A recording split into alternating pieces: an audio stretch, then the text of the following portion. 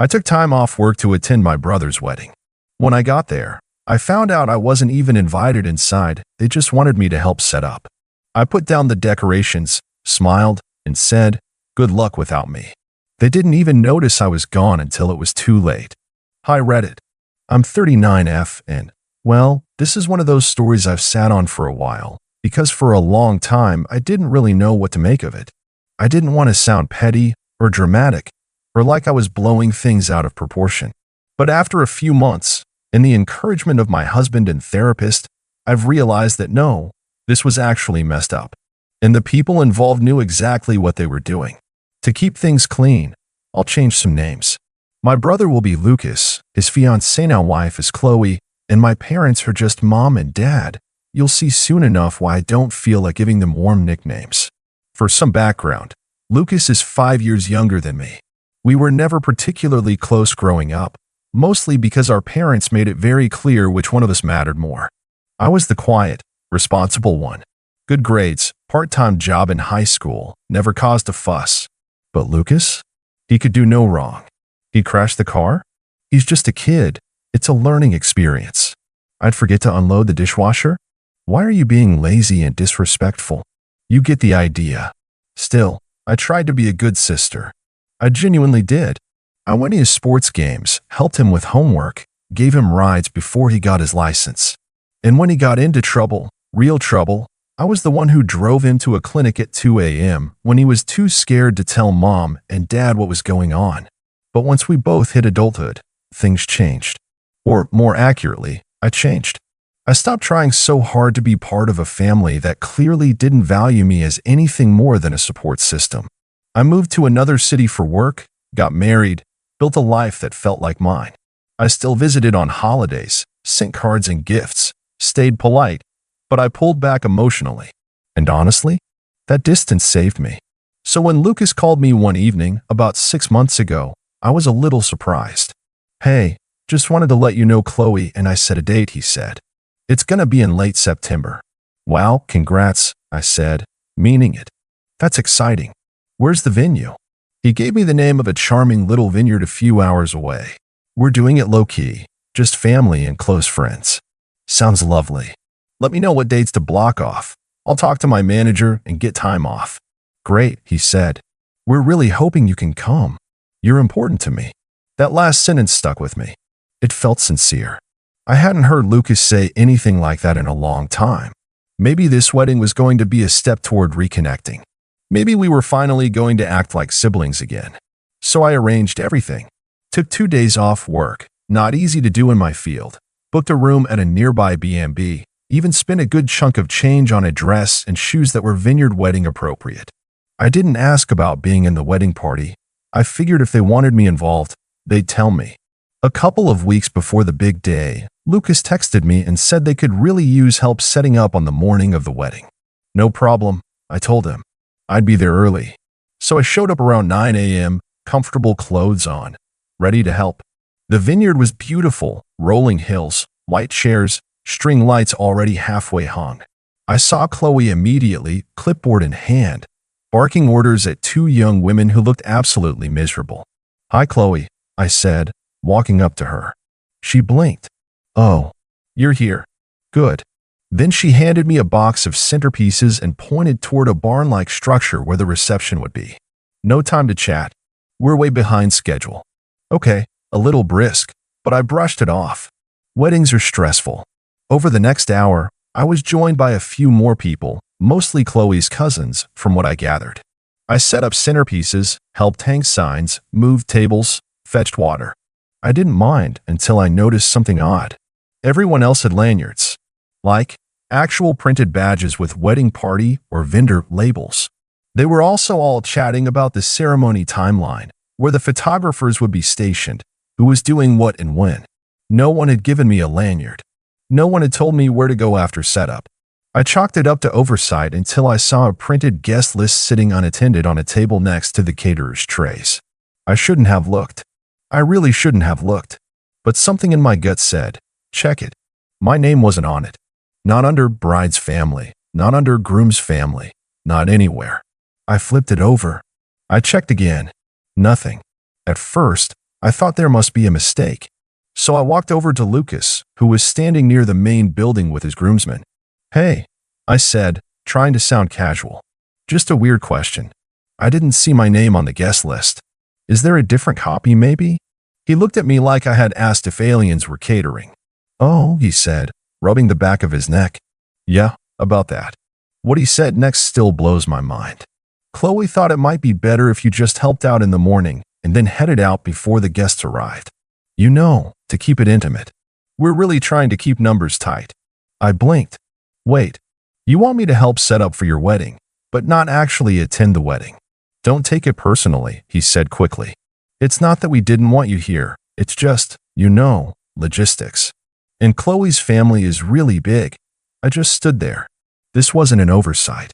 This wasn't a mistake. This was intentional. And the worst part?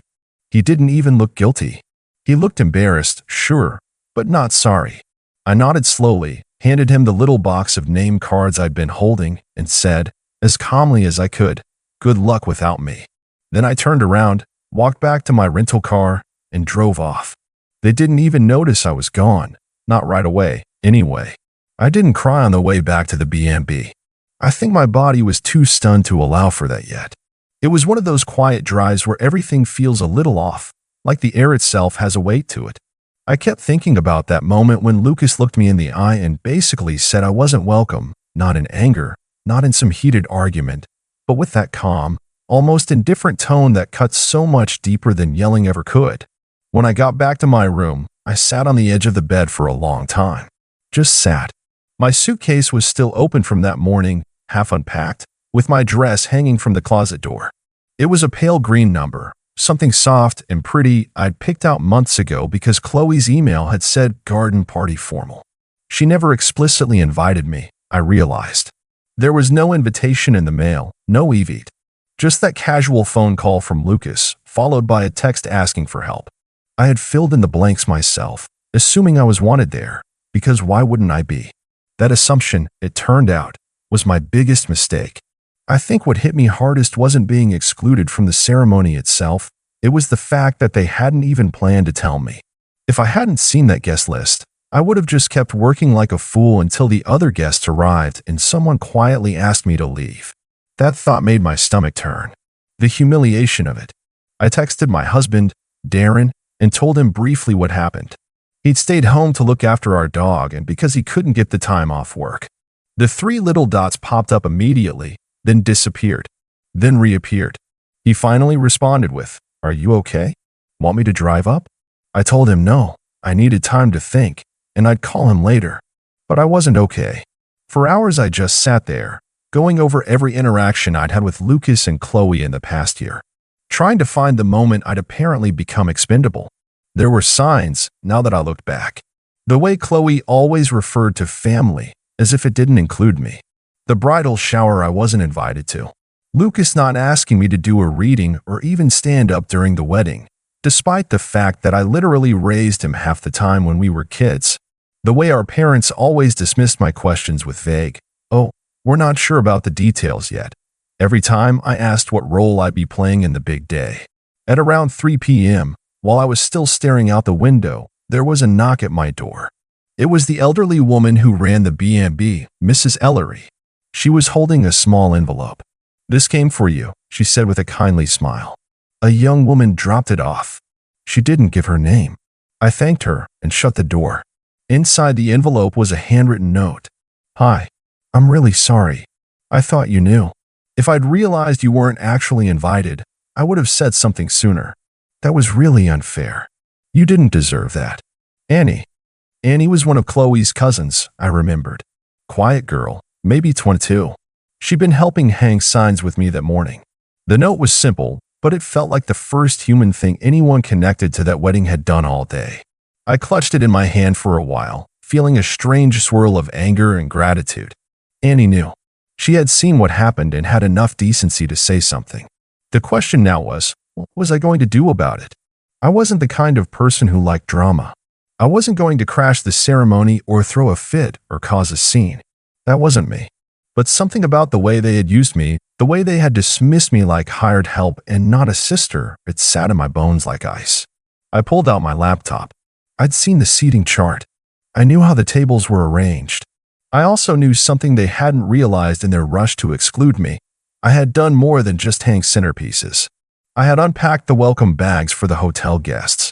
I had helped the florist identify the family tables. And most importantly, I had full access to the shared online folder Chloe had sent me 2 weeks ago when she asked if I could help check the final RSVPs. I hadn't even thought about it since. Until now. And as I opened that folder and looked at all the editable documents sitting there, menus, table assignments, printed programs, place cards, something in me shifted. Not rage exactly, but something colder, calmer. I stared at the screen for a while before doing anything. I wasn't looking to sabotage their whole day. As angry and hurt as I wasn't interested in revenge for the sake of cruelty. But I was interested in consequences. And I knew them well enough to understand what would actually sting. Chloe was, to put it kindly, meticulous. She was the kind of person who sent calendar invites for brunch. Her entire wedding was color-coded and scheduled to the minute. That online folder she'd shared with me? It wasn't just for reference, it was her command center. Everything ran through it. So, I took my time. I read everything, double-checked what documents were linked to what vendors, what PDFs were marked final, and which ones were still editable. I wasn't going to ruin anything. I wasn't going to delete the table numbers or mess with the catering orders. But I could make some adjustments. First, the printed programs. They had listed the wedding party, parents of the bride and groom, maid of honor, best man, bridesmaids, groomsmen, and then a short list of special mentions. Chloe's childhood piano teacher made the cut. So did her hairstylist. My name? Not there. So I added myself. Just one line, tucked neatly beneath the special thanks section, with love to the groom's sister, Marin, for her help and support. Nothing dramatic. Just enough to make someone at the ceremony raise an eyebrow and wonder, wait, who's Marin? And where is she? Then I looked at the table assignments. Each table had a little description, fun anecdotes like college friends, cousins from up north, bride's book club, and so on. Lucas's table had one that made me pause.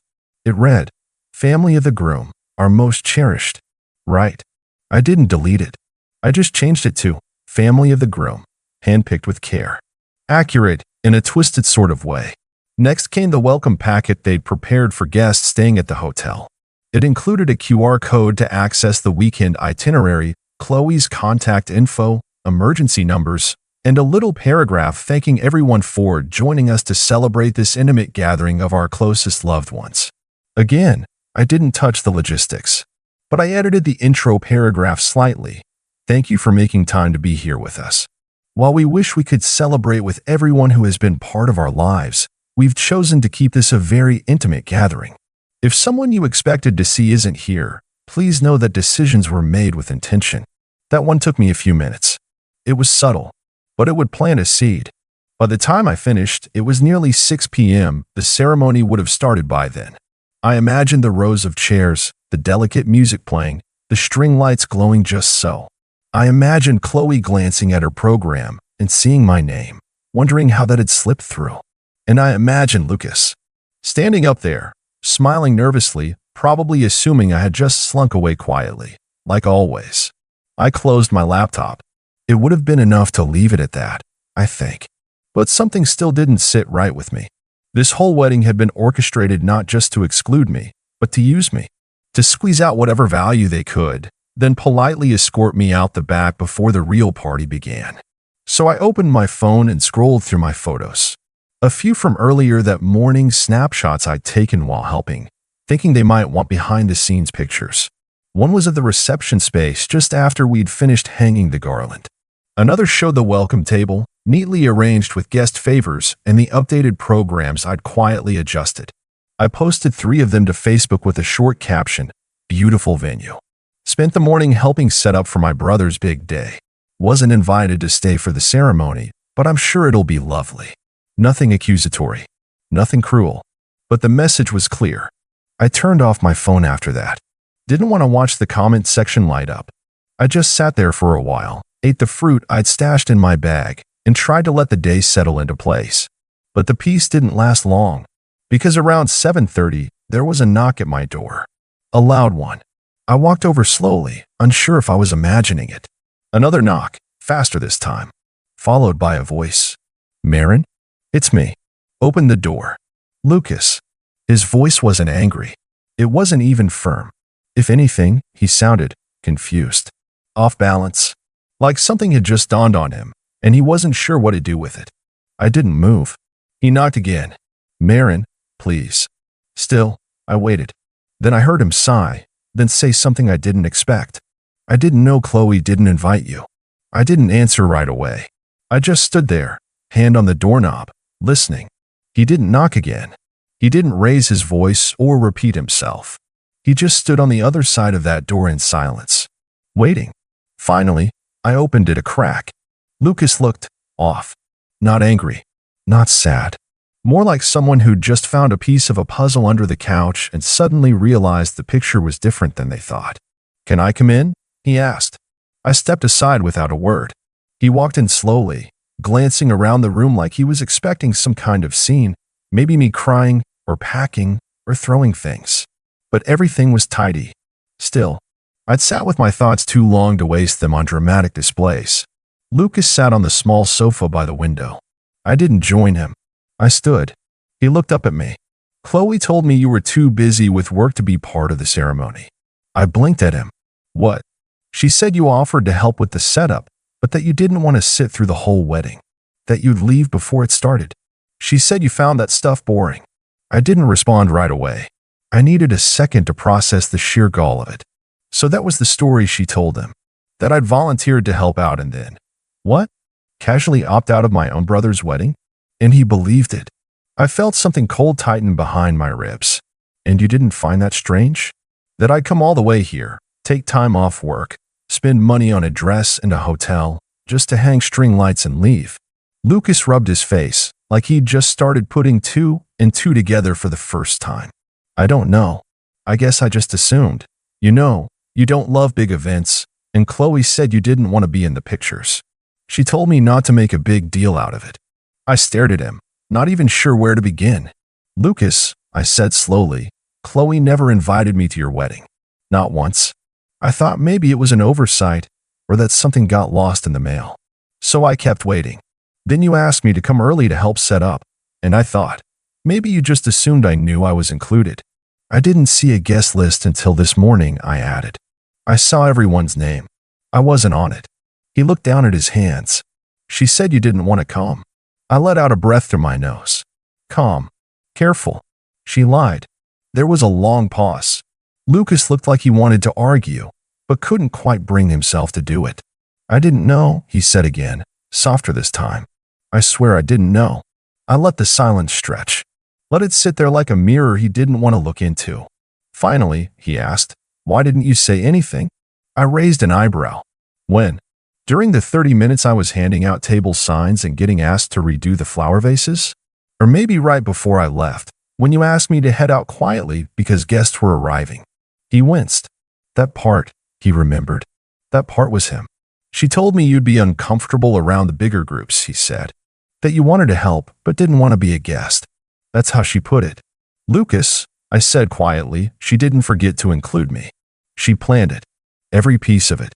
He nodded slowly, the weight of it finally starting to land. Do Mom and Dad know? I gave a small, humorless laugh. They've been floating around for the last 24 hours pretending not to notice. Chloe told them I didn't want to be there either. They just didn't want to challenge her. Lucas sank deeper into the sofa. I'm sorry. I nodded, but I wasn't ready to forgive. Not yet. Maybe not ever. It's your wedding, I said. You get to make your choices. But just remember, your choices are what tell people who they are to you, and who you are to them. He didn't speak. I picked up my phone and checked the time. You should get back. Dinner's probably starting soon. He stood slowly. Are you coming? That made me laugh, sharp and dry. No, Lucas. I'm not. He hesitated, then nodded, looking defeated in a way I'd never seen before. Maybe it was guilt. Maybe it was just the beginning of it. As he reached for the doorknob, he turned back. I don't know how to fix this. You won't, I said, because you didn't break it alone. He opened the door and stepped out into the hallway. I watched him go, then quietly closed it behind him. A few minutes later, my phone buzzed. It was a message from Annie. "Did you post that picture on Facebook?" Chloe's mom saw it. "She's freaking out. So is Chloe." I didn't reply right away, just smiled to myself. Then another message came through. "Chloe's asking where the printed programs came from. She says someone must have tampered with the file. I think she suspects you." I sat down, picked up the envelope Annie had delivered earlier, and tucked it into my bag. I stayed in that hotel room the rest of the night. I didn't go to the reception. I didn't peek at any photos. I didn't respond to any of the half-hearted texts from distant cousins saying things like, "Are you coming?" or "Did something happen?" I just let the storm swirl around without stepping into it. The next morning, I got up early, packed my things, and checked out. There was no dramatic exit. No teary goodbye. Just the quiet satisfaction of knowing I didn't let them write me out of the story without writing myself back in. On the drive home, I got a call from my mom. I let it go to voicemail. Then one from my dad. Same thing. Both messages were careful, neutral. "Just wondering where you went," my mom said. "We missed you at the reception. Hope everything's okay." I didn't bother replying. There was no point. 3 days later, Lucas showed up at my apartment. I was home. I debated pretending I wasn't, but something told me he wasn't here to repeat the same script. When I opened the door, he looked tired, older than he had 3 days ago, like the consequences had finally caught up. "Can we talk?" he asked. I stepped aside. He didn't sit. He just stood in the middle of the room, holding a small white box in both hands like it was fragile. "I found this," he said, holding it out to me. I took it, opened it. Inside was the bracelet I'd given him years ago, a silver chain with a tiny compass charm. I'd bought it for him after he got accepted into a teaching program out of state. He used to wear it every day. "I thought I lost it," I said quietly. "You didn't. I took it off during the move last year and forgot where I packed it." He looked down at his hands. "I've been thinking a lot," he said, "about how Chloe made me feel like choosing her meant trimming everything else away. I kept telling myself she just wanted things a certain way, that it wasn't personal. But it was. It was personal." He finally Saturday. "I let her rewrite the story of who we are to each other," he said. "I saw it happening, and I let it. Because it was easier." I didn't interrupt. I let him sit in it. "She's angry," he continued. "Not about the programs. Or the photos. About you posting it all. About people asking why you weren't there. About her family noticing. She said you embarrassed her." I raised an eyebrow. I told the truth. "I know," he said, "and it made her uncomfortable. Because she built this perfect image of the wedding, and the second someone pointed out the crack in the foundation, it all got shaky." He sighed. "I'm not asking you to fix anything. I just wanted to say, I see it now, and I'm sorry I didn't before." It wasn't an instant fix. It wasn't a magical reversal of the hurt. But it was something real. Not pity, not guilt, just recognition. "I can't promise everything's going to be different overnight," he said. "But I do want to make things right, even if it takes time." I nodded. "I believe you," I said. We sat for a while, talking. Not about Chloe, not about the wedding. Just memories, childhood stories, things that used to be simple before everything got complicated. He didn't stay long. When he left, the air felt a little clearer. Over the next few months, things slowly shifted. Lucas started reaching out more, checking in, asking how I was doing, inviting me to meet for coffee or go on walks. At first, it felt a bit awkward, but we kept showing up, and little by little, it got easier. As for Chloe, well, she never reached out. Not even once. Lucas told me, gently, that the wedding fallout turned into a bigger issue between them. That Chloe couldn't understand why he didn't shut it down sooner. Why he let people talk, let questions be asked, let me disrupt the narrative. He told her if she wanted to build a life with him, she had to accept that his family wasn't just a prop for her version of perfect. They ended up going to counseling. I don't know all the details. He didn't share much, and I didn't ask. I knew enough. All I really cared about was that my brother, the real version of him, was trying. And that, for the first time in a long time, I felt like he saw me. Not as someone in the background. Not as someone to set aside when it was inconvenient.